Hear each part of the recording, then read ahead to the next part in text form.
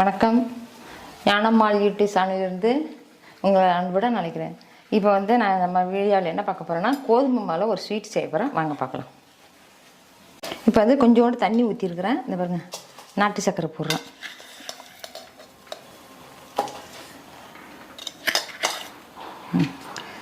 அது நல்லா காயிட்டு.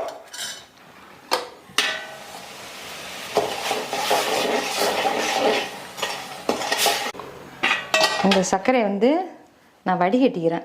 ஏன்னா மண் இன்னும் இருக்கும், அதனால் பார்த்தீங்களா மண் இருக்கு பாருங்க. அதனால் இந்த மாதிரி வடிகட்டிக்கிறது தான் நல்லது.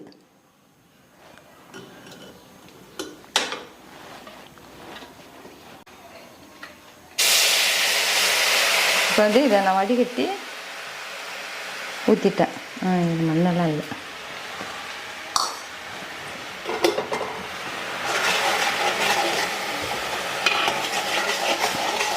இந்த மாவு கொஞ்சம் கொஞ்சமாக போட்டு இந்த இது கோதுமை மாவு.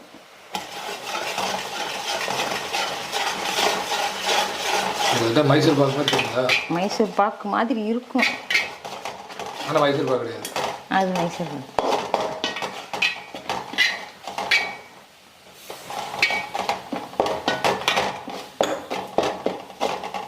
இதை நெய் போட்டு கிண்ட வேண்டியதான்.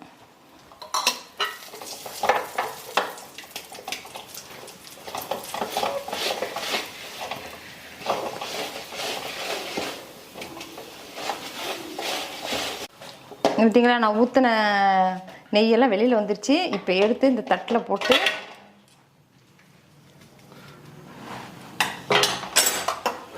ஆல்ரெடி நெய் தடவை வச்சிட்டீங்க அதில்? ஆமாம், நெய் தடவை வச்சுருக்கேன் அந்த தட்டில்.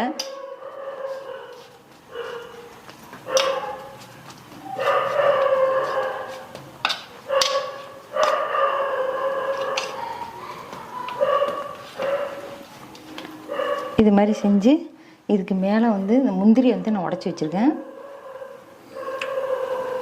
அது வறுக்காமல முந்திரி? ஆமாம், வறுக்கலை. நுணுக்கிறீங்க? இந்த கொடக்கல்ல போட்டு இடிச்சிட்டேன்.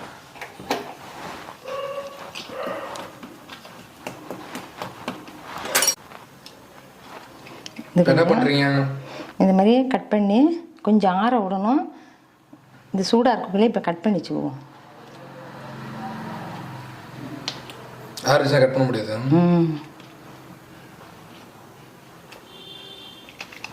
இது ஒரு கேக்கு. நீங்கள் இந்த மாதிரி பிள்ளைங்களுக்கு செஞ்சு கொடுங்க, நல்லாயிருக்கும். ஏன்னா கோதுமை மாவு, நாட்டு சர்க்கரை, நெய், சாப்பாட்டு நெய். அதனால் இது நம்ம வீட்டில் செஞ்சு கொடுக்கறது நல்லாயிருக்கும். இது கொஞ்சம் ஆறட்டும், அப்படியே இருக்கட்டும்.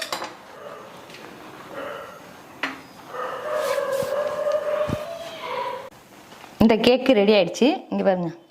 இப்போ பார்த்தீங்களா, சூப்பராக வெந்துருச்சு, நல்லா இருக்குது. நீங்களும் இது மாதிரி செஞ்சு பிள்ளைங்களுக்கு கொடுங்க. இது கோதுமை மாவு தான், நாட்டு சர்க்கரை, நெய், வேறு ஒன்றும் இல்லை. ஒரு 10 நிமிஷம் தான் இது செய்கிறதுக்கு. நீங்களும் இது மாதிரி செஞ்சு கொடுங்க உங்கள் குழந்தைங்களுக்கு. இந்த வீடியோ பிடிக்குன்னு நினைக்கிறேன். லைக் பண்ணுங்கள், ஷேர் பண்ணுங்கள், சப்ஸ்கிரைப் பண்ணுங்கள். நன்றி, வணக்கம்.